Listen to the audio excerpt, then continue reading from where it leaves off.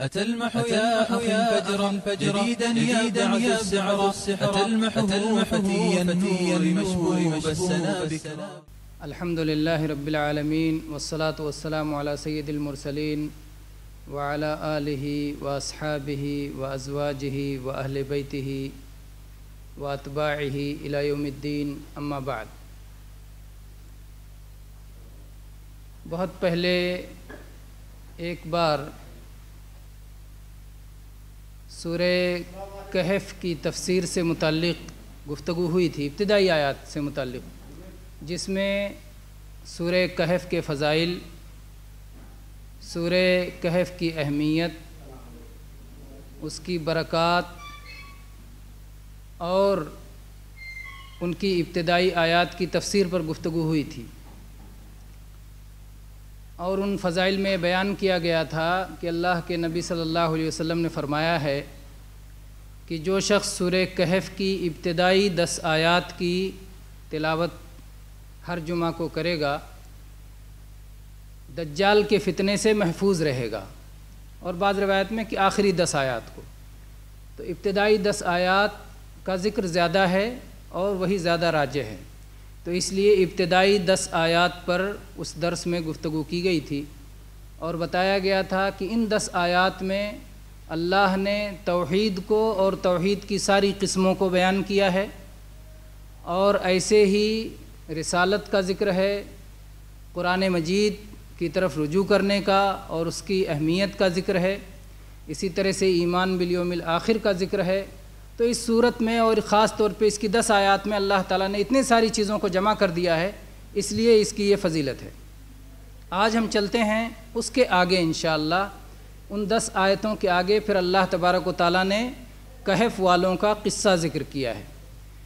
کہف والوں کا قصہ، اس کی ابتدا اس طرح کچھ ہے کہ مکہ کے لوگوں نے اپنا نمائندہ مدینہ کے یہودیوں کے پاس بھیجا، نضر بن حارث کو بھیجا، عقبہ بن ابی معیط کو بھیجا، اور کہا کہ جا کے یہودیوں سے پوچھو کہ ہمارے یہاں ایک شخص مکہ میں نبی ہونے کا دعویٰ کر رہا ہے، اور تم اہل کتاب ہو، تم بتاؤ کہ ہم کیا کریں. تو ان لوگوں نے کہا 3 سوال پوچھو، اگر اس کا صحیح جواب دے لے جائے کہنے والا تو گویا وہ نبی ہے، اور اگر ان کا جواب نہ دے سکے تو وہ باتیں بنا رہا ہے. تو وہ 3 سوال، ایک یہ تھا کہ وہ ان نوجوانوں کی خبر بتائیے جو جا کر کے پہاڑ کے ایک غار میں چھپے تھے، اور ان کا قصہ کیا ہے، تفصیلی قصہ کیا ہے، کہف والوں کا قصہ کیا ہے. اور دوسرا کہ ایک بادشاہ تھا جس نے تقریباً پوری دنیا پر، جس کی مملکت تھی، پوری دنیا کا جس نے چکر لگایا تھا، جس کو ذوالقرنین کے نام سے کہا گیا ہے، اس کا قصہ کیا ہے، اور روح کسے کہتے ہیں، روح کیا ہے. تو ان تینوں کا جواب اگر وہ شخص دے دے تو گویا وہ سچا نبی ہے. جب ان لوگوں نے آ کے کہا کہ آپ میں اور ہمارے درمیان فیصلہ کن چیز ہے، آپ ان تینوں سوالوں کا جواب دے دیجئے، تو اللہ کے نبی صلی اللہ علیہ وسلم نے فرمایا کل جواب لے لینا، میں کل جواب دوں گا. اور آپ نے انشاءاللہ نہیں کہا، اور اس بنیاد پر 15 دن تک وحی نہیں نازل ہوئی، اور آپ پریشان، وحی نہیں نازل ہوئی، کیا جواب دیں گے؟ اپنی طرف سے تو آپ کچھ کہتے نہیں تھے، آپ تو پڑھے لکھے نہیں تھے، اللہ تعالیٰ جو بتاتا تھا وہ بتاتے تھے. 15 دن کے بعد وحی نازل ہوئی، اور ان میں یہ آیات بھی نازل ہوئیں، جزاک اللہ خیر، اور ان میں یہ آیات بھی نازل ہوئیں، وَلَا تَقُولَنَّ لِشَيْءٍ إِنِّي فَاعِلٌ ذَلِكَ غَدًا إِلَّا أَن يَشَاءَ اللَّهُ. کسی چیز کو آپ یہ نہ کہیے کہ مجھے کل کرنا ہے، البتہ انشاءاللہ کہہ لیا کیجیے. اور اس کے بعد اللہ تعالیٰ نے ان تینوں سوالوں کا جواب عطا کیا. اگر نبی کریم صلی اللہ علیہ وسلم اللہ کی کوئی وحی چھپاتے تو اس کو چھپا لیتے کہ اللہ نے تنبیہ کیا، متنبہ کیا، غلطی پر ٹوکا، لیکن نبی کریم صلی اللہ علیہ وسلم تو اللہ کے امین تھے، اور اللہ کی وحی کے امین تھے، اور آپ پوری امانت کو جس طرح اللہ دیتا تھا اس طرح سے امت کو پہنچا دیا کرتے تھے. تو آپ نے اس امانت کو بے کم و کاست ہم تک پہنچایا، اور آپ نے بتایا کہ یہ ہے کہف کا واقعہ، اور یہ ہے تاخیر ہونے کی وجہ جو اللہ نے بتائی. آئیے دیکھتے ہیں کہ یہ آیت کیسے شروع ہوتی ہے اور کہاں سے اللہ تعالیٰ نے ان کا ذکر کیا ہے۔ اعوذ باللہ من الشیطان الرجیم۔ ام حسبت ان اصحاب الکہف والرقیم کانوا من آیاتنا عجبا۔ اللہ تعالیٰ نے بتایا، ام سے شروع کیا۔ ام عربی میں دو معنی میں آتا ہے، ایک کو کہتے ہیں اضراب، اضراب یعنی پرانی بات چھوڑ کے نئی بات جب انسان شروع کرتا ہے تب ام کہتا ہے۔ جیسے ہمارے ہاں کچھ کہتے کہتے بعد میں کہتے ہیں بلکہ، یا اسے چھوڑیے یوں سمجھیے، تو اس طرح سے یہ حرف اضراب ہے۔ اضراب کا دو مفہوم یہاں ہو سکتا ہے، ایک تو یہ کہ پچھلی گفتگو کچھ اور تھی اور یہاں سے اللہ تعالیٰ نے اس قصے کو شروع کیا، اور دوسرا اضراب یہ ہو سکتا ہے کہ یہ جو سوالات کر رہے ہیں اگر سمجھنے کے لیے کر رہے ہیں تو ٹھیک ہے، اگر سمجھنے کے لیے نہیں کر رہے ہیں تو ان سوالات میں وہ دم نہیں ہے کہ جس پر اپنا وقت دیا جائے، کیونکہ وہ یہ سمجھتے ہیں کہ شاید ان غار والوں کا قصہ کوئی بہت بڑا عجیب قصہ ہے اور کوئی بہت بڑی اللہ کی نشانی ہے۔ اللہ کی تو ایسی بے شمار اور اس سے زیادہ عجیب نشانیاں ہیں، اس سے زیادہ حیرت انگیز نشانیاں اللہ تعالیٰ کی اس کائنات میں موجود ہیں، یہ کوئی بہت بڑی نشانی نہیں ہے، تو اس لیے ام کہا گیا۔ ام کا دوسرا معنی ہوتا ہے استفہام، یعنی کیا۔ ام حسبت ان اصحاب الکہف والرقیم کانوا من آیاتنا عجبا، کیا آپ یہ سمجھتے ہیں کہ کہف والوں کا قصہ یا رقیم والوں کا قصہ کیا ہماری نشانیوں میں سے کوئی بہت بڑی عجیب نشانی ہے؟ یعنی اللہ تعالیٰ نے وہی یاد دلایا کہ یہ عجیب ہے لیکن یہ بہت زیادہ عجیب نہیں ہے، اس سے زیادہ عجیب آپ صبح و شام دیکھتے ہیں۔ یہ زمین، یہ آسمان، زمین کے اندر جو موجود خزانے ہیں، سطح زمین پر جو چیزیں ہیں، اسی طرح سے آسمان کے اندر جو چیزیں ہیں، اسی طرح سے شب و روز کا آنا اور جانا، سورج اور چاند کا نکلنا اور ڈوبنا، موسم کی اپنے حالات کے اعتبار سے تبدیلی، یہ سب اللہ کی نشانی ہے، یہ سب معمولی ہے۔ اللہ تعالیٰ نے فرمایا لخلق السماوات والارض اکبر من خلق الناس، آسمان و زمین کو پیدا کرنا لوگوں کو پیدا کرنے سے بہت بڑا ہے، تو یہ بہت بڑی خود اپنے آپ کے اندر نشانی ہے۔ تو کوئی اگر اللہ کی نشانی ہی تلاش کرتا ہو تو وہ یہ قصہ نہ جانے بھی تو اس کے سامنے اللہ کی نشانیاں موجود ہیں، لیکن چونکہ انہوں نے سوال کیا تھا اس لیے اللہ تعالیٰ نے اپنے قرآن پاک کے خاص انداز میں اس قصے کو بیان کیا۔ قرآن پاک کا خاص انداز یہ ہے کہ پہلے مختصر میں پورا قصے کا خلاصہ نچوڑ بتا دیا جاتا ہے اور اس کے بعد پھر اس کی تفصیل کی جاتی ہے۔ ہر جگہ ایسا نہیں ہے، کہیں کہیں ایسا ہے، کہیں دوسرا انداز ہے، تو یہاں پر یہی اللہ تعالیٰ نے انداز اپنایا ہے، جس کو بعض علماء کہتے ہیں کہ جیسے ٹیلی گرام کر کے مختصر خبر بتا دو اور اس کے بعد پھر ملاقات پہ تفصیل بتاؤ، یا اس طرح سے جیسے ٹیوٹر میں حروف متعین ہیں، 140 حرف میں آپ کو اپنی بات کہنی ہے، تو اللہ تعالیٰ نے مختصر انداز میں پہلے بتا دیا ان کا قصہ اور اس کے بعد میں پھر اللہ نے اس کی تفصیل بتائی۔ اللہ تعالیٰ نے فرمایا، اچھا اس سے پہلے یہ لے لیتے ہیں کہ یہاں دو باتیں اللہ نے کہا، دو نام ذکر کیا، اصحاب الکہف والرقیم۔ کہف کس کو کہتے ہیں؟ عام طور پہ ہمارے یہاں ترجمہ کیا کر دیتے ہیں؟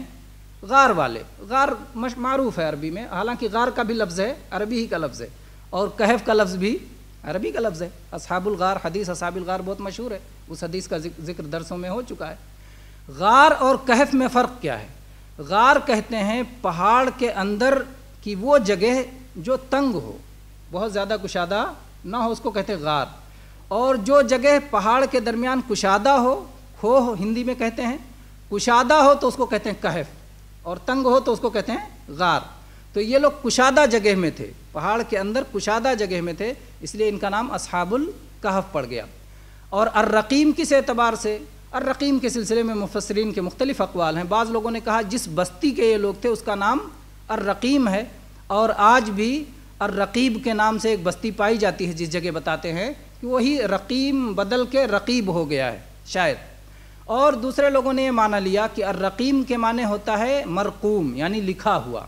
ان کے ناموں کی چونکہ تختی لگا دی گئی تھی اس جگہ جس غار میں یہ لوگ سوئے تھے، بعد میں جب ان کی اطلاع ہوئی تو ان کے ناموں کی تختی اس جگہ لگا دی گئی تھی، یا جس وقت یہ گم ہوئے تھے ان لوگوں کے ناموں کی ایک تختی بنا کر کے بادشاہ کے جو ہے خزانے میں رکھ دیا گیا تھا کہ جب بھی یہ ملیں تو ان کی تفصیلات کے مطابق انہیں جانچ کیا جائے۔ یہ غائب ہو گئے تھے، تو اس تختی، لکھی ہوئی تختی کے مناسبت سے ان کا نام اصحاب الرقیم پڑا۔ تو چاہے اصحاب الکہف کہیں چاہے اصحاب الرقیم کہیں، یہ دو قصے نہیں ہیں الگ الگ، بلکہ ایک ہی قصہ ہے۔ تو اللہ تعالیٰ نے کہا ان کا قصہ کیا ہے؟ اذ اول فتیۃ الی الکہف فقالوا ربنا آتنا من لدنک رحمتا وہیئ لنا من امرنا رشدا۔ جب یہ چند نوجوان انہوں نے جا کر کے کشادہ غار میں پناہ لیا اور کہا کہ اے ہمارے رب ہمیں اپنی طرف سے خاص رحمت عطا فرما اور ہمارے معاملے میں تو سیدھی راہ کو مہیا فرما دے، عافیت کو آسان فرما دے۔ اللہ تعالیٰ نے جو ذکر کیا ہے الفتیہ، چند نوجوان، فتیہ عربی میں 10 سے کم کی تعداد کے لیے استعمال کرتے ہیں، فتح ایک جوان اور فتیہ 10 سے کم نوجوان، تو گویا یہ 10 سے کم تھے، 9 تھے، 7 تھے، یا اس سے کم یا اس سے زیادہ، جس طرح سے مختلف رائے ہیں اور اللہ تبارک و تعالیٰ نے کوئی ترجیح نہیں دی ہے، آگے اس کا ذکر کیا ہے۔ تو اللہ نے کہا چند نوجوان تھے، کیا ہوا ان کا معاملہ؟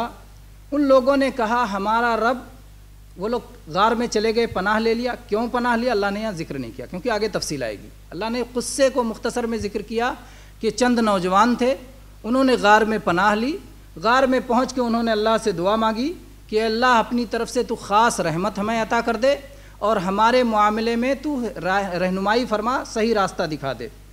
اللہ تعالیٰ نے فرمایا فَضَرَبْنَا عَلَىٰ آذَانِهِمْ، تو ہم نے ان کے کانوں پر پردے ڈال دیے۔ فَضَرَبْنَا عَلَىٰ آذَانِهِمْ فِي الْكَهْفِ سِنِينَ عَدَدًا، متعدد سالوں تک اس غار میں ہم نے ان کے کانوں پر پردے ڈال دیے، یعنی ان کو سلا دیا اللہ تعالیٰ نے، اور کافی متعدد سالوں تک۔ ثُمَّ بَعَثْنَاهُمْ، پھر ہم نے ان کو دوبارہ اٹھایا، نیند سے بیدار کیا، لِنَعْلَمَ أَيُّ الْحِزْبَيْنِ أَحْصَىٰ لِمَا لَبِثُوا أَمَدًا، تاکہ ہمارا علم سامنے آ جائے، ظاہر ہو جائے کہ دو فریقوں میں سے کون سا فریق ان کے سونے کی مدت کا اچھی طرح شمار کرنے والا ہے۔ یہ دو فریق کون ہیں، مدت کی شمار کیا ہے، یہ سب کی تفصیل اللہ تعالیٰ نے آگے بتائی ہے۔ یہاں تک خلاصہ اللہ نے کر دیا کہ اصحاب الکہف کا قصہ کیا ہے۔ چند نوجوان تھے، ایک غار میں چھپ گئے تھے، انہوں نے اللہ سے دعا کی، اللہ تعالیٰ نے انہیں سلا دیا، سلانے کے بعد دوبارہ وہ ایک لمبی مدت کے بعد دوبارہ اللہ نے انہیں بیدار کیا، اور اس کے بعد دو فریق تھے ان کے معاملے میں، تو اللہ تعالیٰ نے ظاہر کر دیا کہ دو فریق میں سے حق پر کون ہے۔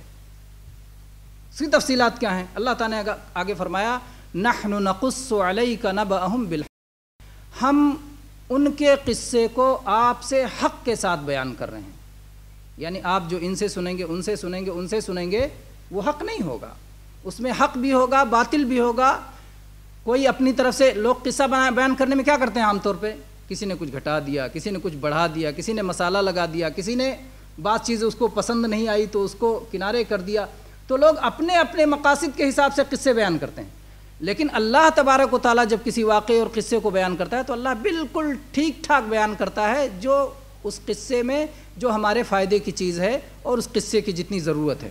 تو اللہ تعالیٰ نے فرمایا کہ نحن نقص علیک نبأہم بالحق، ہم ان کے قصے کو، ان کی اس عظیم الشان خبر کو حق کے ساتھ، سچائی کے ساتھ ٹھیک ٹھیک بالکل آپ کو بیان کر رہے ہیں۔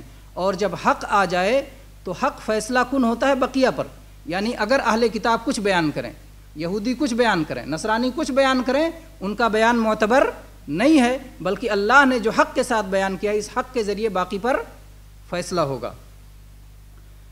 اللہ تعالیٰ نے فرمایا انہم فتیہ، اب وہ اس کی تفصیل اللہ نے شروع کیا کہ وہ چند نوجوان تھے، کیا ہوا ان کا معاملہ؟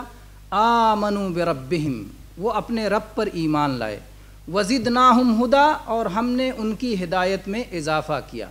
اس سے پہلے ہم یہ بات سن چکے ہیں کہ اللہ تعالیٰ ایمان کو بڑھاتا جاتا ہے، ایمان بڑھتا جاتا ہے، تو جب وہ ایمان لائے تو اللہ کا ان پر کرم ہوا، فضل ہوا کہ اللہ نے ان کو ایمان کو بڑھایا۔ آپ اس کو ایسے سمجھ لیں، اگر آپ ٹیچر ہیں، استاد ہیں، ایک طالب علم آتا ہے یہ شوق لے کر کے کہ مجھے علم سیکھنا ہے، علم سیکھنے کا شوق لے کے آتا ہے، تو آپ 2 کے بجائے اس کو 4 اور 6 اور 8 باتیں بتانے کے لیے تیار رہتے ہیں۔ تو پہلے اس کی طرف سے رغبت ظاہر ہو، اس کی طرف سے شوق ظاہر ہو، اس کی طرف سے دلچسپی ظاہر ہو، وہ اپنی توجہ ظاہر کرے تو پھر اسے اضافہ کا حق ملتا ہے۔ تو اسی طرح سے جب یہ ایمان لائے تو اللہ تعالیٰ نے ان کی ہدایت میں اضافہ کیا، ان کی ہدایت کو زیادہ کیا، ان کے ایمان کو اور بڑھایا اللہ تعالیٰ نے۔ تو اللہ تعالیٰ نے فرمایا کہ وہ اپنے رب پر ایمان لائے اور ہم نے ان کی ہدایت کو اور زیادہ کر دیا۔ وَرَبَطْنَا عَلَى قُلُوبِهِمْ، اور ہم نے ان کے دل پر باندھ دیا، دل کو مضبوط کر دیا۔ ربط عربی میں باندھنے کو کہتے ہیں۔ کیوں کوئی چیز باندھی جاتی ہے؟ تاکہ وہ محفوظ رہے۔ آپ تھیلی رکھتے ہیں، تھیلی کا سرا اوپر سے باندھ دیتے ہیں تاکہ تھیلی کے اندر جو ہے وہ محفوظ رہے۔ تو اللہ تعالیٰ کہتا ہے کہ ہم نے ان کے دلوں کو باندھ دیا۔ اگر بندھا نہ ہو تو شاید بے قابو ہو جاتے، شاید بے صبر ہو جاتے، شاید جزا فضا آ جاتا، شاید گھبرا جاتے، شاید یہ ایمان نکل کے کچھ اور آ جاتا اس کے اندر، لیکن اللہ نے باندھ دیا۔ یہ اللہ کا ان کے اوپر فضل ہوا۔ اور دل، میرے بھائی، دل کا جانتے ہیں عربی میں دل کو کہتے ہیں قلب، اور قلب اسی سے ہے انقلاب، یعنی جو چیز الٹتی پلٹتی ہے، ایک حالت پہ باقی نہیں رہتی، ایک حالت پہ باقی نہیں رہتی۔ تو اسی لیے نبی کریم صلی اللہ علیہ وسلم ایک دعا بہت پڑھتے تھے، اللہم یا مصرف القلوب ثبت قلبی علی طاعتک، اے دلوں کے پھیرنے والے، تو میرے دل کو اپنی اطاعت و فرما برداری پہ ثابت کر دے، جما دے۔ کہیں الفاظ ہیں دعا کے یا مقلب القلوب، کہیں یا مصرف القلوب، کہیں صرف قلبی اور کہیں ثبت قلبی۔ جن الفاظ کے ساتھ بھی دعا آپ کو یاد ہو کوئی مسئلہ نہیں ہے، معنی یہ بنتا ہے کہ اے اللہ، جو تو دلوں کا پھیرنے والا ہے، تو میرے دل کو حق پر ثابت قدم کر دے، جما دے، ٹھہرا دے۔ تو اللہ تعالیٰ نے فرمایا اپنا فضل گناتے ہوئے ان نوجوانوں کے ساتھ، وَرَبَطْنَا عَلَى قُلُوبِهِمْ، کہ ہم نے ان کے دلوں کو باندھ دیا، مضبوط کر دیا، جما دیا، اس میں صبر ڈال دیا۔ اور اگر ایسا نہ ہوا ہوتا تو وہ جم نہیں پاتے۔ آپ جانیں کہ اللہ تعالیٰ نے ایسے ہی موسیٰ علیہ السلام کی ماں کا قصہ آپ جانتے ہیں۔ موسیٰ علیہ السلام جب پیدا ہوئے تو اس وقت فرعون بچوں کو قتل کر رہا تھا۔ موسیٰ علیہ السلام کی ماں نے بچے کو ایک صندوق میں بند کیا اور اس کے بعد دریا میں ڈال دیا۔ اللہ تعالیٰ نے ان کے دل کو مضبوط کیا۔ قرآن پاک میں اس کا ذکر کیا ہے اللہ تعالیٰ نے کہ وہ اپنا یہ معاملہ ظاہر کر دیتی کہیں نہ کہیں، لیکن اللہ نے دل مضبوط کیا، باندھ دیا اس کو۔ انکادت لتبدی بہی، اس کو وہ ظاہر کر سکتی تھیں لیکن اللہ تعالیٰ نے اسے ظاہر نہیں ہونے دیا، اللہ نے اسے جو ہے مضبوطی عطا کی۔ تو اللہ کی مضبوطی عطا کرنے سے دلوں کو مضبوطی ملتی ہے۔ یہاں بھی ان نوجوانوں کے دلوں کو اللہ تعالیٰ نے مضبوط کیا۔ اذ قاموا، جب وہ کھڑے ہوئے، فقالوا ربنا رب السماوات والارض، انہوں نے علل اعلان کہا، برملا کہا، کیا کہا؟ ربنا رب السماوات والارض، ہمارا رب وہ ہے جو آسمان و زمین کا رب ہے، ہمارا پروردگار وہ ہے جو آسمان و زمین کا پروردگار، آسمان و زمین کا مالک، آسمان و زمین کا رب، وہی ہمارا رب ہے۔ اور لن ندعو من دونہ الہا، اس اللہ کے علاوہ، اس اللہ کو چھوڑ کر اور ہم کسی کو پکار نہیں سکتے اور کسی سے دعا نہیں کر سکتے۔ لقد قلنا اذا شططا، اگر ہم یہ بات کہیں گے تو ہم انتہائی غلط بات کہیں گے، ہم انتہائی ناحق بات کہیں گے، ہم حق سے ہٹنے والی بات کہیں گے، ہم حق سے تجاوز کرنے والی بات کہیں گے اگر ہم یہ کہیں گے کہ اس اللہ کو چھوڑ کر جو آسمان و زمین کا مالک ہے، دوسروں سے بھی دعا کیا جائے، دوسروں سے بھی پکارا جائے۔ یہ قوم جس میں لوگ تھے، کچھ لوگوں نے کہا ہے کہ یہ عیسیٰ علیہ السلام سے پہلے کا واقعہ ہے، کچھ نے کہا ہے عیسیٰ علیہ السلام کے بعد کا واقعہ ہے۔ زیادہ صحیح یہ بات معلوم ہوتی ہے کہ یہ عیسیٰ علیہ السلام سے پہلے کا واقعہ ہے، اس لیے کہ اگر عیسیٰ علیہ السلام کے بعد کا واقعہ ہوتا اور یہ لوگ عیسیٰ علیہ السلام پر ایمان لانے والے ہوتے تو یہودی ان کا نام نہیں لیتے، کیونکہ یہودی تو عیسیٰ علیہ السلام کو نبی نہیں مانتے، عیسیٰ علیہ السلام کی تعلیمات کو نہیں مانتے۔ تو یہ مدینہ کے یہودیوں نے یہ کہا کہ کہف والوں کا قصہ پوچھو، مطلب یہ قصہ ان کے یہاں بھی اہم تھا، تو یہ قصہ ان کے یہاں اہم تھا، اس کا مطلب یہ عیسیٰ علیہ السلام کی پیدائش سے پہلے کا واقعہ ہے۔ اور یہی بات زیادہ جو ہے راجح ہے کہ یہ عیسیٰ علیہ السلام کی پیدائش سے پہلے کا واقعہ ہے کہ وہ لوگ اللہ پر ایمان لائے تھے اور ان کی قوم کے لوگ جو ہے اللہ پر ایمان لانے کے بجائے وہ بت پرستی کیا کرتے تھے، غیر اللہ کی عبادت کیا کرتے تھے، اللہ کے ساتھ دوسروں کی عبادت کیا، اللہ کی بھی عبادت کرتے تھے اور غیر کی بھی عبادت کرتے تھے۔ اور عام طور پر کفر و شرک، بہت سارے لوگ سمجھتے ہیں کہ اللہ کو مان لیے تو پھر کفر و شرک آ نہیں سکتا۔ یہ واقعہ بھی اس بات کی دلیل ہے کہ صرف اللہ کو مان لینے سے بندہ موحد نہیں ہوتا، اللہ کی توحید عبادت جب تک درست نہ ہو جائے تب تک موحد نہیں ہوتا۔ اللہ کو رب ماننے میں اکیلا مانے تو کافی نہیں، اللہ کو معبود ماننے میں اکیلا مانے تب جو ہے اس کی توحید مکمل ہوتی ہے، یعنی صرف اللہ ہی کی عبادت کرے۔ اللہ کو تو مانتا ہے لیکن اللہ کی بھی عبادت کرتا ہے، دوسرے کی بھی عبادت کرتا ہے، تو پھر وہ موحد نہیں ہوا۔ تو اس قوم کا بھی معاملہ یہی تھا کہ وہ اللہ کے ساتھ ساتھ دوسروں کی عبادت کرتے تھے، اور اس کی دلیل آپ کے سامنے آگے آ رہی ہے۔ آگے ان لوگوں نے کیا کہا اپنی قوم سے، اپنے جب آپس میں وہ باتیں کرنے لگے، کیا ہوا جب ان لوگوں نے بادشاہ کے سامنے اعلان کیا؟ بادشاہ خود کفر پر تھا، حاکم خود کفر پر تھا، اور لوگوں کو بھی کفر پر آمادہ کرتا تھا کہ سب کفر پہ رہیں۔ جب ان لوگوں کے چند نوجوان جنہوں نے توحید کو سمجھا، ایمان لے آئے، ایک اللہ کی عبادت کرنے لگے، تو ان کا چرچا ہوا اور ان کو بادشاہ نے بلایا کہ تمہارا یہ ماننا ہے؟ تو انہوں نے کہا ہاں، صاف صاف اعلان کیا کہ جو آسمان و زمین کا رب ہے اسی کو ہم رب مانتے ہیں، اور ہم اسی سے دعا کرتے ہیں، اس کو چھوڑ کر ہم اور کسی سے دعا کرنے والے نہیں ہیں۔ اگر ہم ایسا کرتے ہیں تو ہم غلطی پر ہیں۔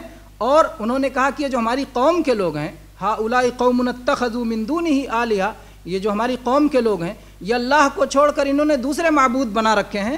لولا یاتون علیہم بسلطان بین، جو دوسروں کی عبادت کر رہے ہیں اس پر یہ واضح دلیل کیوں نہیں لاتے؟ کیا مانگا؟ دلیل مانگا۔ واضح دلیل کیوں نہیں لاتے؟ اگر دوسرا عبادت کے لائق ہے تو اس کی دلیل پیش کرو۔ اور کیا دوسرے معبود کی دلیل آ سکتی ہے؟ جو چیز ہو ہی نہ اس کی دلیل آ سکتی ہے؟ یعنی ہم کہیں کہ باہر ایکسیڈنٹ ہو گیا، اس کی دلیل جا کے لے کے آؤ، حالانکہ ایکسیڈنٹ ہوا ہی نہیں ہے۔ تو جب جو چیز ہوئی ہی نہیں ہے اس کی دلیل کیسے ہوگی؟ تو جب اس کائنات میں دو معبود ہیں ہی نہیں تو شرک کی دلیل کیسے آ سکتی ہے؟ جو بے دلیل چیز ہو، جو غیر موجود چیز ہو، تو دلیل ہو ہی نہیں سکتی۔ تو اللہ تعالیٰ نے کہا کہ ان نوجوانوں نے کہا کہ میری قوم کے لوگ اللہ کو چھوڑ کر کے دوسرے معبود بنا رکھے ہیں، اور اس پر ان کے پاس کوئی دلیل نہیں ہے، کیونکہ یہ چیز دلیل والی ہو ہی نہیں سکتی ہے۔ یہ صرف باپ دادا کا طریقہ ہے جس پر وہ چلے جا رہے ہیں، یا شیطان کی تعلیمات ہے جس پر وہ چلے جا رہے ہیں۔ کسی نبی کی تعلیم ہو، اللہ نے کوئی کتاب اتاری ہو جس کے ذریعے سے یہ کہہ رہے ہوں کہ یہ بھی عبادت کے لائق ہیں، ان سے بھی دعا کیا جانا چاہیے، ایسا نہیں ہے۔ تو انہوں نے کہا کہ ہؤلاء قوم اتخذوا من دونہ آلہہ، کہ ہماری قوم کے لوگوں نے اللہ کو چھوڑ کر دوسروں کو معبود بنا لیا ہے۔ لولا یاتون علیہم بسلطان بین، اس پر وہ کوئی واضح دلیل کیوں نہیں لاتے؟ فمن اظلم ممن افترى علی اللہ کذبا، ان سے بڑا ظالم کون ہوگا جو لوگ اللہ تبارک و تعالیٰ پر جھوٹ بہتان مانگتے ہیں۔ یعنی اللہ تعالیٰ نے اپنے برابر عبادت میں شریک کسی کو نہیں بنایا، اور ان لوگوں نے اللہ کو بھی مانتے ہیں اور کہتے ہیں کہ یہ لوگ بھی فلاں فلاں بھی عبادت کے لائق ہیں۔ تو یہ اتنا بڑا بہتان ہے اور یہ سب سے بڑا ظلم ہے۔ اور یہ بات آپ سب جانتے ہیں کہ اللہ کے نبی کریم صلی اللہ علیہ وسلم نے شرک کو سب سے بڑا ظلم قرار دیا ہے۔ قرآن پاک میں اللہ تعالیٰ نے شرک کو ظلم عظیم سے تعبیر کیا ہے۔ تو ان نوجوانوں نے بھی کہا یہ شرک بہت بڑا ظلم ہے۔ اگر ہم توحید کو چھوڑ دیتے ہیں، ایک اللہ کی عبادت کو چھوڑ دیتے ہیں اور دوسروں سے دعائیں مانگنے لگتے ہیں، تو ہم شرک کو اختیار کرتے ہیں جو سب سے بڑا ظلم ہے۔ فمن اظلم، ان سے بڑا ظالم کون ہو سکتا ہے جو اس کائنات کے اکیلے معبود کے ساتھ دوسروں کی بھی عبادت کرنے لگ جائیں اور اللہ پر جھوٹ گڑھیں۔ پھر اس کے بعد آپس میں ان لوگوں کو بادشاہ کی طرف سے مہلت دی گئی کہ ٹھیک ہے بھائی، تم لوگ یہ بات کہہ رہے ہو، سوچ سمجھ لو، ہمارے دین پہ پلٹ آؤ، اگر اس دین پہ نہیں پلٹ آؤ گے تو تمہارا انجام ٹھیک نہیں ہوگا۔ نوجوان وہاں سے نکلے، ان کو تھوڑی فرصت ملی، موقع ملا۔ ان نوجوانوں نے آپس میں بات کیا اور کہا وَإِذِ اعْتَزَلْتُمُوهُمْ وَمَا يَعْبُدُونَ إِلَّا اللَّهَ فَأْوُوا إِلَى الْكَهْفِ، جب تم لوگوں نے ان کا دین چھوڑ دیا اور ان سے الگ ہو گئے، وَإِذِ اعْتَزَلْتُمُوهُمْ، جب تم ان سے الگ ہو گئے اور ان سے رشتہ اور تعلق کاٹ لیا، وہ کفر پر ہیں اور تم توحید پہ آ گئے، ان سے الگ ہو گئے، اور وما یعبدون، اور جن کی بھی عبادت کرتے ہیں ان سے بھی الگ ہو گئے، الا اللہ، سوائے اللہ کے، یعنی وہ اللہ کی بھی عبادت کرتے ہیں، دوسروں کی بھی عبادت کرتے ہیں۔ تم نے سب کو چھوڑ دیا، صرف ایک اللہ کو پکڑ کے رکھا ہے، اور یہی ہونا چاہیے کہ اللہ کے سوا کسی کی بھی عبادت کی جائے اس کو چھوڑ دینا ہے، صرف ایک اللہ کو مضبوطی سے پکڑ کے رکھنا ہے۔ تو کہا جب تم نے سب کو چھوڑ دیا تو اب ہمارے پاس راستہ یہ ہے، فَأْوُوا إِلَى الْكَهْفِ، کہ چلو غار میں پناہ لے لیتے ہیں، پہاڑ کے کھوہ میں چل کر کے چھپ جاتے ہیں۔ جیسے غار کی بات آئے گی، پہاڑ کی بات آئے گی تو ساتھ میں تنگی کا تصور تو آئے گا، چاہے جتنا بڑا غار ہو پھر بھی وہ تنگ ہے دنیا کے معاملے میں۔ جب تنگی کی سوچ آتی ہے اور دنیا سے کٹ جانے کی سوچ آتی ہے، پریشانیوں کی بات آتی ہے، کھانے پینے سونے جاگنے حاجات دیگر ضروریات کا خیال آتا ہے، تو پھر وہ خیال کیسے مٹے گا جب ساتھ میں اللہ کی رحمت یاد ہوگی کہ ہم یہ پریشانیاں اٹھائیں گے، اللہ کے لیے قربانیاں دیں گے تو اللہ ہمارا سہارا ہوگا، اللہ ہمارے لیے پورا کرے گا، اللہ ہماری ضرورتوں کا کفیل ہوگا، اللہ ہمارا مددگار ہوگا۔ جب یہ تصور ہوگا تو پھر آسان ہوگا۔ تو اسی لیے فوراً کیا کہتے ہیں، فاؤ الی الکہف، چلو غار میں پناہ لیتے ہیں، ینشر لکم ربکم من رحمتہ، تمہارا رب اپنی رحمت تم پر پھیلا دے گا، نشر کر دے گا، عام کر دے گا، تو اللہ کی رحمت سے تنگی کشادگی میں بدل جائے گی۔ وَيُهَيِّئْ لَكُم مِّنْ أَمْرِكُم مِّرْفَقًا، اور اللہ تبارک و تعالیٰ تمہاری ضروریات کو وہاں مہیا فرما دے گا، تمہارے لیے عافیت، تمہارے لیے سلامتی، تمہارے لیے غذا، تمہارے لیے راحت کا سامان، سب کچھ اللہ تعالیٰ کی طرف سے مہیا ہوگا اگر تم اللہ پر بھروسہ کر کے ان سے کٹ جاؤ گے۔ ظاہر بات ہے یہ جو نوجوان ایمان لائے تھے، جنہوں نے توحید کو قبول کیا تھا، یہ رسول تو تھے نہیں کہ جن کی ذمہ داری قوم میں رہ کر کے قوم کو توحید سکھانا ہو، رسول تو تھے نہیں۔ رسول پر ایمان لانے والے تھے جو رسول کی بچی ہوئی تعلیم تھی۔ اب رسول کی بچی ہوئی تعلیم پر ایمان لا کر کے اپنے دین کو بچانا سب سے اہم ہوتا ہے، سب سے اہم ہوتا ہے۔ اگر طاقت نہیں ہے اور اپنے دین کے بچنے کا جو ہے خوف ہے، اندیشہ ہے کہ ہمارا دین مٹ جائے گا اور دین پر ہم نہیں چل سکیں گے، تو اس وقت بہتر ہے کہ آدمی الگ ہو جائے، جو ہے تنہائی اختیار کر لے، لوگوں سے کٹ جائے، دین کی سلامتی کے لیے، دین کی حفاظت کے لیے۔ چنانچہ انہوں نے ایسا کیا۔ عام حالات میں یہ بہتر نہیں ہے۔ بہت سارے لوگ جو یہ کہتے ہیں کہ جو ہمیشہ تنہا رہتا ہے، سب سے کٹ کے رہتا ہے، اپنے دین کو بچائے رہتا ہے، سب سے الگ تھلگ عبادت میں لگا رہتا ہے، وہ بہتر ہے۔ ہمیشہ بہتر نہیں ہے۔ وہ مومن جو لوگوں کے درمیان میں رہتا ہے اور لوگوں کی تکلیفوں پہ صبر کرتا ہے اور لوگوں کو حق بات کا حکم دیتا ہے اور برائیوں سے روکتا ہے اور ان کی اذیت رسانیوں کو برداشت کرتا ہے، اس کا درجہ بڑا ہے۔ اور وہ جو لوگوں سے کٹ کر کے، لوگوں کی تکلیف سے بچ کر کے صرف اپنی عبادت میں لگا رہتا ہے، اس کا درجہ چھوٹا ہے، کم ہے۔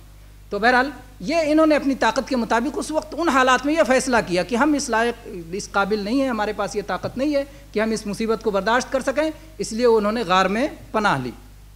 جب غار میں پہنچ گئے تو اللہ تبارک و تعالیٰ نے، جیسا کہ مختصر میں ابتدا میں بتایا تھا، کہ ہم نے ان کی کانوں پہ پردے ڈال دیے۔ فَضَرَبْنَا عَلَىٰ آذَانِهِمْ، ضرب عربی میں کہتے ہیں مارنے کو، ضربنا ہم نے مار دیا۔ مارنا مختلف طریقے سے ہوتا ہے، کس سے مارا جائے، کس کو مارا جائے، کتنا زور سے مارا جائے، کتنا دھیرے مارا جائے۔ مار کبھی ایسا مار ہو اور جو ہے صرف چپک جائے، لگ جائے خالی، مختلف معنی ہیں، مختلف تفسیرات ہیں۔ لیکن یہاں اللہ تعالیٰ نے خاص طور پہ کہا کہ ہم نے کان پہ مار دیا، کان پہ ہم نے پردہ ڈال دیا، کان پہ ہم نے جو ہے بند کر دیا۔ آپ دیکھیں کہ بچہ جب پیدا ہوتا ہے، پیدا ہوتے جو اس کا حادثہ زیادہ طاقتور ہوتا ہے وہ کان ہوتا ہے۔ آنکھ اس کی بند رہتی ہے، لیکن کوئی وہاں شور مچائے گا، چلائے گا، کچھ کہے گا تو بچہ سنتا ہے، لیکن آنکھیں بند رہتی ہیں اور آنکھیں کھلتی ہیں بعد میں، دیر میں۔ تو کان پہلے شروع ہوتا ہے اور دیر تک انسان کا ساتھ دیتا ہے، آخر تک۔ انسان سو جاتا ہے، آنکھ بند ہو جاتی ہے، آنکھ بند ہو جاتی ہے، لیکن کان کی آواز سن کر کے، آہٹ سن کر کے، جیسی جس کی کچی یا جو ہے گہری نیند ہو۔ بعض لوگ آہٹ سے جاگ جاتے ہیں، بعض لوگ کھٹکھٹانے سے جاگتے ہیں، بعض لوگ زیادہ زور کے آواز سے جاگتے ہیں۔ تو نیند کے معاملے میں لوگوں کے درجات ہیں۔ تو بہرحال کان ایک ذریعہ ہے جو کہ بیداری جو ہے لاتا ہے۔ اور جب وہاں وہ چلے گئے غار میں، جب انہوں نے پناہ لے لی تو راحت، اللہ تعالیٰ نے انہیں راحت دی، آرام دیا۔ انہوں نے دعا کی، ربنا آتنا من لدنک رحمہ، اے اللہ اپنی خاص رحمت، اپنی طرف سے رحمت ہمیں عطا فرما دے۔ تو خاص رحمت کا اللہ تعالیٰ نے کیسے انتظام کیا؟ جب کوئی تھک جاتا ہے، پریشان ہو جاتا ہے تو کیا کرتا ہے؟ کام چھوڑ دیتا ہے، رک جاتا ہے، کام چھوڑ دیتا ہے۔ کام چھوڑنے سے، ٹھہر جانے سے، رک جانے سے بھی آرام نہیں ملا تو کیا کرتا ہے؟ بیٹھ جاتا ہے۔ یہ اس سے زیادہ آرام ہے، کام چھوڑنے سے زیادہ آرام بیٹھ جاؤ۔ بیٹھنے میں آرام نہیں ملا، لیٹ جاتا ہے، وہ اس سے زیادہ آرام ہے۔ اور لیٹ کے سو گیا تو اور سب سے زیادہ آرام ہے، نیند آ گئی، سب سے زیادہ آرام ہے۔ تو اللہ تعالیٰ نے ان کو نیند میں ڈال دیا، سب سے زیادہ آرام۔ نہ کھانے کی پرواہ، نہ سونے کی پرواہ، کون کیا کر رہا ہے اس کی کوئی پرواہ نہیں، سو جاؤ آرام سے۔ اللہ نے پوری راحت انہیں مہیا کر دی۔ اور چونکہ یہ غار کے اندر تھے اور بستی اور آبادی سے نکل گئے تھے، صحرا میں تھے یا جنگل کے بیچ میں تھے، ہو سکتا ہے کہ پہاڑیوں پر جو ہے جنگلات آباد ہوتے، یا تو جنگل ہوگا یا تو صحرا ہوگا، بھلا صحرا میں ہو یا جنگل میں ہو، وہاں پر ایسی چیزیں ہوتی رہتی ہیں جس سے کان کو تکلیف ہونے کا خطرہ، آوازیں آتی رہتی ہیں، یعنی طوفان آ سکتے ہیں، بارش، کئی برسوں تک سونا ہے نا، لمبی مدت تک، تو کان ہی کا پردہ بند ہونا چاہیے زیادہ. طوفان آئے گا، بارش آئے گی، جو ہے وہاں سے شیر، اگر جنگل ہے شیر چنگاڑے گا تو اس کی آواز آئے گی، یا اور کوئی چیز ہوں گے، خطرات ہوں گے، قسم قسم کے چٹان اوپر سے ٹوٹ کے گرے گی، آواز آئے گی. تو مختلف آوازوں کی وجہ سے نیند میں خلل کا خطرہ رہے گا. تو اللہ تبارک و تعالیٰ نے کیا کیا؟ سب سے اچھا انتظام کان بند کر دیا، کان پہ پردے ڈال دیے کہ اب آرام سے سو. اور اللہ تعالیٰ نے ان کا جسم بھی سلامت رکھنا تھا، اللہ تعالیٰ نے ان کو اسی طرح بیدار کرنا تھا، موت نہیں دینا تھا. جیسے عزیر علیہ السلام کے قصے میں کیا ہوا قرآن پاک میں، 100 سال تک ان کی وفات ہو گئی، جسم ختم ہو گیا، دوبارہ اللہ تعالیٰ نے ہڈیوں کو جوڑا، پھر اس کے پاس گوشت پہنایا، پھر اس کے بعد ان کو زندہ کیا، 100 سال تک وفات دی، پھر زندہ کیا. اللہ چاہتا ہے ان کو بھی وفات دے کر کے زندہ کرتا، اس کی قدرت سے کوئی چیز بعید نہیں ہے. لیکن اللہ تبارک و تعالیٰ یہاں اپنی دوسری قدرت دکھانا چاہتا تھا، وہاں اللہ نے دوسری قدرت دکھائی. اور اللہ تبارک و تعالیٰ چاہتا تو یہ جو ہے، اللہ تعالیٰ دنیا میں جب کچھ کرتا ہے، اللہ نے دنیا کو اسباب پر بنایا ہے. ایک سبب آئے گا، اس سبب سے دوسرا کام ہوگا، دوسرے سبب سے دوسرا کام ہوگا. تو اسباب اور مسببات پہ اللہ نے دنیا رکھا ہے. ایک قانون بنا دیا، اس قانون پر سب کو لگا دیا ہے، چلتے رہو. جب چاہے اللہ تعالیٰ تو اس قانون کو پھر روک لیتا ہے. اللہ نے لگا دیا آگ کو کہ تمہارا کام جلانا ہے، پانی کو لگا دیا تمہارا کام ڈبانا ہے، سورج کو اللہ نے لگا دیا کہ پورب سے نکلنا، پچھم میں ڈوب جانا. اسی طرح سے ہواؤں کے لیے گرمی اور ٹھنڈی اور سردی اور برسات سب کا اللہ نے موسم بنا دیا. جب اللہ تعالیٰ چاہتا ہے اپنے قانون میں تبدیلی کر دیتا ہے. لیکن ابتدائی طور پر اللہ نے ایک قانون بنا دیا ہے جس کو عام طور پہ کہا جاتا ہے نوامیس فطرت. فطرت کے کچھ قانون ہیں جن پر یہ فطرت اور یہ کائنات چلتی ہے. تو انہی قوانین میں سے ایک قانون یہ ہے کہ سورج نکلتا ہے، سورج کی روشنی اگر کسی پر ڈائریکٹ پڑے جو سو رہا ہو تو سونے والے کو اس کی گرمی سے تکلیف ہوتی ہے، اور نیند میں وہ راحت نہیں ہوتی جو اندھیرے کی نیند میں راحت ہوتی ہے. تو اللہ تعالیٰ نے یہ انتظام کیا کہ اس غار کا منہ شمال کی طرف، اتر کی طرف تھا، کہ وہ سورج نکلتا تھا تو کٹ کے نکل جاتا تھا، روشنی اس میں پہنچتی تھی، لیکن اس میں تیز دھوپ، اس کے اندر دھوپ نہیں جاتی تھی. اور شام کو بھی جب ڈوبتا تھا تو روشنی اس میں پہنچ جاتی تھی، لیکن اس میں دھوپ نہیں جاتی تھی. اللہ نے اس کا ذکر کیا وَتَرَى الشَّمْسَ إِذَا طَلَعَتْ تَزَاوَرُ عَنْ كَهْفِهِمْ ذَاتَ الْيَمِينِ وَإِذَا غَرَبَتْ تَقْرِضُهُمْ ذَاتَ الشِّمَالِ وَهُمْ فِي فَجْوَةٍ مِّنْهُ. کہ سورج کو دیکھو گے کہ جب نکلتا ہے تو ان کے غار سے کٹ کے نکل جاتا ہے دائیں طرف، اور جب ڈوبتا ہے تو بائیں طرف کٹ کے نکل جاتا ہے، اور وہ لوگ درمیان میں اپنے غار میں ایک کشادہ جگہ میں آرام کر رہے ہوتے ہیں. تو یہ اللہ تعالیٰ نے یہ ان کے لیے انتظام کر دیا کہ روشنی بھی ان کو پہنچے، ہوا بھی ان کو پہنچے، لیکن ڈائریکٹ دھوپ نہ پہنچے، ڈائریکٹ سورج کی کرن نہ پہنچے جس سے انہیں نقصان ہو جائے. پھر اللہ تعالیٰ نے فرمایا ذالک من آیات اللہ، یہ اللہ تعالیٰ کی نشانی ہے. من یہد اللہ فہو المہتد، اللہ جسے ہدایت دیتا ہے وہی لوگ ہدایت پاتے ہیں. ومن یضلل فلن تجد لہ ولیا مرشدا، اور اللہ جسے راہ راست سے بھٹکا دے اس کا کوئی دوست نہیں، اس کو کوئی راہ راست پہ لانے والا نہیں ہے. اللہ تعالیٰ نے جب ان چند نوجوانوں کو پوری قوم میں سے ہدایت دینا چاہا تو اللہ نے ان کے لیے راستے پیدا فرما دیے. پوری قوم، بادشاہ اور سلطنت، جب اللہ نے انہیں گمراہی میں رکھنا چاہا تو انہیں کوئی راستہ دکھا نہیں سکا. اللہ جسے ہدایت دیتا ہے وہ ہدایت کو اختیار کر لیتے ہیں، اور جسے اللہ ہدایت نہیں دیتا، ان کے پاس سب کچھ ہو، سارے آلات ہوں، سارے ذرائع ہوں، سارے اسباب ہوں، اس کے باوجود وہ گمراہی ہی کی دلدل میں پڑے رہتے ہیں. تو اللہ تعالیٰ نے کہا یہ اللہ تعالیٰ کی نشانی ہے. وَتَحْسَبُهُمْ أَيْقَاظًا وَهُمْ رُقُودٌ، اور وہ لوگ اس غار کے اندر سو رہے ہیں. آپ جب دیکھیں گے تو لگے گا کہ بیدار ہیں. کیوں بیدار لگتے ہیں؟ یا شاید اس وجہ سے کہ آنکھیں کھلی کھلی سو رہے تھے اس لیے بیدار لگ رہے تھے، یا اس لیے بیدار کہ بہت زیادہ کروٹیں لیا کرتے تھے، تھوڑی دیر کے بعد پھر کروٹ لے لیا دوسری طرف، پھر تھوڑی دیر کے بعد کروٹ لے لیا. تو کوئی سمجھے گا کہ شاید نیند نہیں آ رہی، نیند بے چینی میں آدمی کروٹیں بدلتا ہے، تو شاید نیند نہ آنے کی وجہ سے آدمی کروٹیں بدل، آنکھیں ضرور بند کیے ہوئے ہے لیکن جاگ رہا ہے، نیند نہیں آ رہی ہے. تو اللہ تعالیٰ نے فرمایا وَتَحْسَبُهُمْ أَيْقَاظًا، تم انہیں جاگتا ہوا سمجھو گے، وَهُمْ رُقُودٌ، حالانکہ وہ سو رہے ہیں. وَنُقَلِّبُهُمْ ذَاتَ الْيَمِينِ وَذَاتَ الشِّمَالِ، اور ہم انہیں دائیں اور بائیں پلٹتے رہتے ہیں. وَكَلْبُهُمْ بَاسِطٌ ذِرَاعَيْهِ بِالْوَصِيدِ، اور ان کا کتا دہلیز پر، چوکھٹ پر اپنے بازوؤں کو پھیلائے ہوئے وہ بھی بیٹھا ہوا ہے۔ ان میں سے کوئی ایک شخص تھا جس کے پاس کتا تھا، کتا پالے ہوئے تھا، چاہے اپنے کھیتوں کی حفاظت کے لیے، چاہے اپنے جانوروں کی حفاظت کے لیے، چاہے اپنے گھر کی حفاظت کے لیے، جن کے لیے جائز ہے یہ ہماری شریعت میں۔ اس شریعت میں کیا حکم تھا اللہ عالم، تو کتا ان کے ساتھ میں تھا، اور اللہ تعالیٰ نے پہلے کہاں سے کتا آیا، بعد میں کتے کا کیا ہوا، اللہ نے کوئی ذکر نہیں کیا ہے، بس یہ ذکر کیا ہے کہ غار کے منہ پر، دروازے پر وہ کتا جیسے کہ حفاظت کے لیے بیٹھا ہو، کوئی خونخوار کتا کہ لوگ جا کے گھبرائیں ڈریں وہاں جاتے ہوئے، اس لیے اللہ نے حفاظت کا ایک انتظام کیا کہ کتا بھی وہاں بیٹھا ہوا تھا۔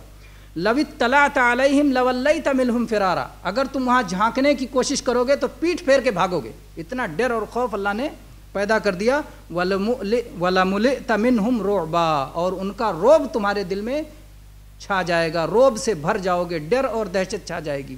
تو اللہ نے یہ ان کی حفاظت کا انتظام کیا۔ ظاہر بات ہے بادشاہ کے دربار میں گئے، بادشاہ نے ان کو کہا کہ دیکھو تمہیں مہلت دی جاتی ہے، سوچ کے جواب دو، اور اسی دوران یہ لوگ جا کے چھپ گئے۔ ظاہر بات ہے ان کو تلاش کیا جائے گا، تلاش کیا گیا لیکن وہاں تک نہیں جا سکے۔ اللہ نے اس کا انتظام مختلف انداز میں کر دیا تھا کہ جو وہاں جاتا تھا ڈر کے بھاگتا تھا۔ یہ بالکل ٹھیک ایسے سمجھیں جیسے جناب محمد رسول اللہ صلی اللہ علیہ وسلم نے جب مکہ سے مدینہ کی طرف ہجرت کی، آپ غار میں گئے، غار میں آپ بھی چھپے، غار ثور میں، اور غار ثور کے منہ تک ڈھونڈتے ڈھونڈتے پہنچ گئے۔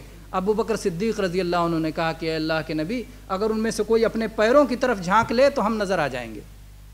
اللہ کے نبی صلی اللہ علیہ وسلم نے فرمایا ابو بکر ان دو کے بارے میں تمہارا کیا خیال ہے جن کا تیسرا اللہ ہے؟ ما ظنک باثنین اللہ ثالثہما، اللہ جن کا تیسرا ہے وہ ان کو کون نقصان پہنچا سکتا ہے؟ فرشتوں نے پکڑ کے منہ موڑ دیا، ادھر کیا آتے ہو، چلو یہاں سے۔ بعض لوگ بیان کرتے ہیں کہ وہاں کبوتر نے انڈا دے دیا تھا اور جالا تن گیا تھا، یہ ساری باتیں صحیح نہیں، کسی صحیح روایت میں نہیں ہے، اور قرآن کے خلاف بھی ہیں۔ قرآن میں اللہ تعالیٰ نے فرمایا ہے کہ ہم نے ایسے لشکروں سے مدد کی جو لشکر نظر نہیں آتے تھے۔ اللہ تعالیٰ نے فرمایا اذ اخرجہ الذین کفروا ثانی اثنین اذ ہما فی الغار اذ یقول لصاحبہ لا تحزن ان اللہ معنا۔ آگے چل کے اللہ تعالیٰ نے فرمایا وَأَيَّدَهُ بِجُنُودٍ لَمْ تَرَوْهَا، اللہ نے اپنے نبی کی مدد ان لشکروں سے کی جن کو تم دیکھ نہیں سکتے تھے۔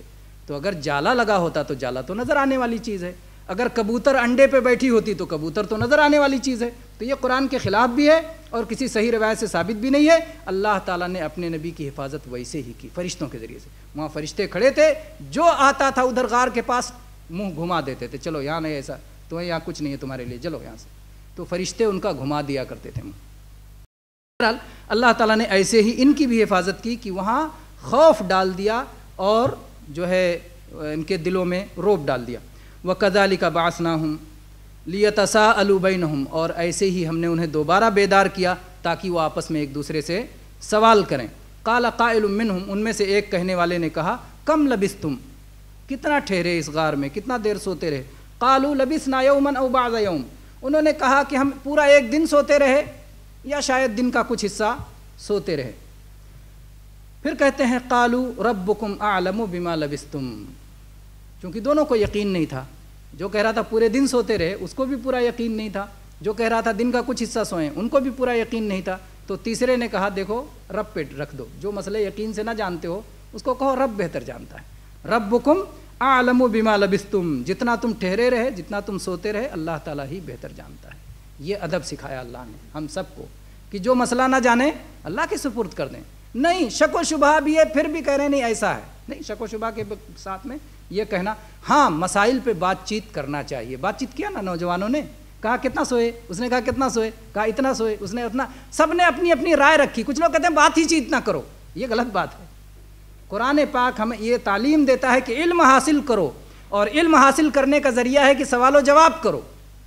علم حاصل کرو، اور علم حاصل کرنے کا ذریعہ کیا ہے؟ سوال و جواب کرو۔ انہوں نے پوچھا، یہ علم چاہتے تھے کہ کتنا سوئے ہیں، اس مدت جاننا چاہتے تھے، سوال کیا، اس کو جو پتا تھا اس نے بتایا، نہیں پتا تھا حقیقت تو کہہ دیا کہ بھائی دیکھو اس معاملہ اللہ کے سپرد کر دو، کیونکہ پتہ نہیں ہے اور نہ اس کی ہمارے پاس کوئی دلیل ہے۔ پھر اس کے بعد میں فَبْعَثُوا أَحَدَكُمْ، اب جب نیند سے بیدار ہو گئے تو اب انسانی ضروریات شروع ہو گئیں، بھوک لگی، اب کچھ کھانے کے لیے چاہیے۔ تو جب چلے تھے گھر سے تو کچھ چاندی کا سکہ لے کے آئے تھے جو اس وقت چلتا تھا. تو انہوں نے کہا فَبَعْثُوا أَحَدَكُمْ بِوَرَقِكُمْ هَذِهِ إِلَى الْمَدِينَةِ، اپنا یہ چاندی کا سکہ کسی ایک کو دے کر کے شہر بھیج دو. فَلْيَنظُرْ أَيُّهَا أَزْكَىٰ طَعَامًا، جا کے دیکھے کہ کون بہترین کھانا ہے. ازکا ایک تو پاکیزہ اور حلال بھی ہوتا ہے اور ایک عمدہ کے معنی میں بھی ہوتا ہے.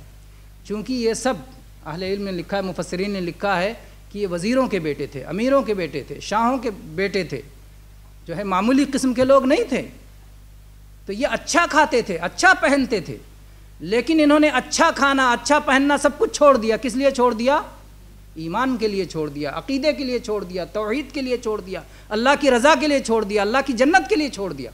دنیا کی کیا حیثیت ہے؟ اور دنیا کتنے دنوں کے لیے ہے؟ تو انہوں نے سب کچھ چھوڑا اللہ کے لیے. لیکن جب یہ بیدار ہوئے تو کہا آپ کھانے کی بھوک لگی ہے تو کوئی معمولی کھانا نہیں چاہیے، کسی بھی بھٹیار کھانے سے جا کے لے آؤ، نہیں، کہا جا کے دیکھنا اور اچھا کھانا لے کے آنا. اس سے معلوم ہوتا ہے کہ اچھا کھانا کھانا یہ کوئی ناجائز نہیں ہے.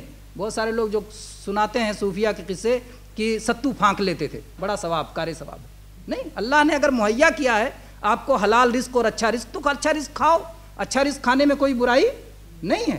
تو انہوں نے کہا کہ جاؤ اور اچھے سے اچھا کھانا دیکھ کر کے لاؤ. فَلْيَأْتِكُمْ بِرِزْقٍ مِّنْهُ، اس میں سے غذا اور رزق لے کر کے آؤ. وَلْيَتَلَطَّفْ، اور دیکھو نرم روی کا معاملہ کرنا، نرمی کے ساتھ جانا، ہوشیاری سمجھداری کے ساتھ جانا اور چلے آنا. کہیں لڑائی بھڑائی نہ کر لینا، کیونکہ پتہ چل جائے گا پھر پکڑ جاؤ گے سب کے سب. تو کہا نرمی اختیار کرنا. وَلَا يُشْعِرَنَّ بِكُمْ أَحَدًا، اور تمہارے بارے میں کسی کو خبر نہ ہونے پائے، خفیہ انداز میں جانا. إِنَّهُمْ إِن يَظْهَرُوا عَلَيْكُمْ، کیونکہ اگر وہ تمہارے اوپر غالب آ جائیں گے، تمہیں پکڑ لیں گے، یرجموکم، تمہیں سنگسار کر ڈالیں گے، تمہیں پتھروں سے مار مار کے ہلاک کر ڈالیں گے. او یعیدوکم فی ملتہم، اور یا تو تم ان کی دین میں پلٹ جاؤ گے، یا تو اپنے دین میں واپس لے لیں گے، یا تو تمہیں مار ڈالیں گے. ولن تفلحوا اذن ابدا، اور اگر ان کے دین میں چلے گئے تو کبھی کامیاب نہیں ہو سکتے. تو گویا ہمیشہ مقصد پہ نظر، کامیابی پہ نظر، جنت پہ نظر، یہ ہمیشہ نظر رہے، تب سمجھ میں آئے گا کہ کہاں ہمیں کیا کرنا ہے اور کیا نہیں کرنا ہے. اس مقصد کے لحاظ سے ہمیں نرمی کا معاملہ، برداشت کا معاملہ، چھپنے کا معاملہ، یہ ساری چیزیں کیوں؟ تاکہ ہم اپنے دین پہ ثابت قدم رہیں. وَلَن تُفْلِحُوا اِذًا أَبَدًا، اگر تم ان کے کفر کے ملت میں لوٹ گئے، شرک میں اگر پلٹ گئے تو پھر کبھی کامیاب نہیں ہو سکتے. تو بہرحال اس طرح سے یہ مختصر قصہ تھا. ابھی آگے بھی چند آیتوں میں ان کا ذکر ہے، انشاءاللہ ہم کسی اور موقع پر اس کو لیں گے. آج درس میں جو چیزیں ہم نے سیکھیں، یہ اصحاب کہف کا واقعہ، جو چند نوجوان تھے. نوجوان ہی وہ لوگ ہوتے ہیں کہ جن میں پوری قوم کا یا معاشرے کا یا اس سماج کا مقابلہ کرنے کی ہمت ہوتی ہے اور حوصلہ ہوتا ہے. چنانچہ نبی کریم صلی اللہ علیہ وسلم پر بھی جو لوگ شروع میں ایمان لائے تھے وہ نوجوان تھے. بعض جو ہے سیرت کی کتابوں میں آپ یہ دیکھیں گے کہ بعض وہ نوجوان تھے جن کو ابھی تھوڑی تھوڑی داڑھی نکلی تھی، داڑھی ابھی زیادہ نہیں نکلی، تھوڑی تھوڑی داڑھی نکلی تھی، ایک دم نئی عمر کے جوان تھے، اور انہوں نے قبول کیا توحید کو اور کہا کہ بت پرستی اور کفر اور شرک یہ پیدا کرنے والے کا دین نہیں ہے، پیدا کرنے والے کی رضا اس میں نہیں ہے. انہوں نے توحید کو سمجھا اور توحید کو قبول کیا.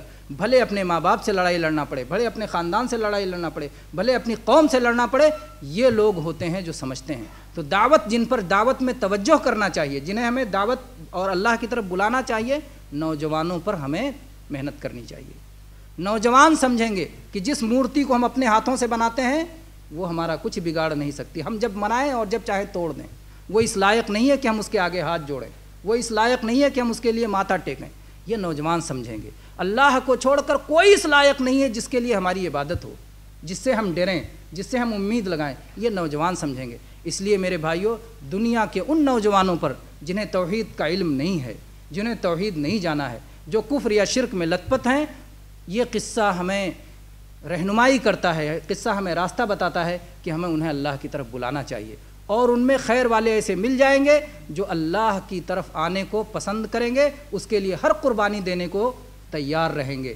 اللہ تبارک و تعالی ہم سب کو اس واقعے سے نصیحت حاصل کرنے کی توفیق عطا فرمائے. اسی طرح سے قرآن مجید میں جو اور بھی واقعے ہیں، اللہ تعالیٰ ان کے ذریعے ہمارے دلوں میں مضبوطی پیدا کرے.